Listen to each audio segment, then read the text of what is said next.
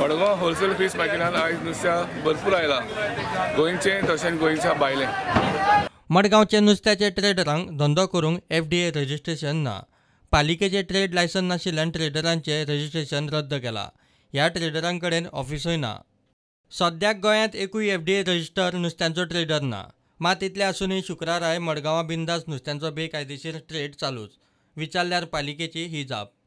The municipality rules are very clear. Whether you want to do any kind of business, there are certain parameters that are to be met. First of all, the area. Second will come the space where you occupy, whether it is your own or whether it is leased or whether you have entered into any other third-party agreement or whatever. Then they have to comply with the other statutory requirements wherein we seek the documentation of other departments. Whether they would be in a position to submit those is the separate set of questions. If they don't, then they have to be declared as whether they have to be declared as vendors or not. But vendors, as you know, no more vending licenses can be issued unless that area is declared as a vending zone.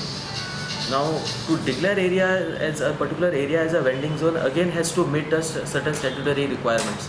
हाचो अर्थ सध्या तरी नुस्त्याचे ट्रेडरां कडेन ना पालिकेचे trade licence, ना office, ना FDA रजिस्ट्रेशन।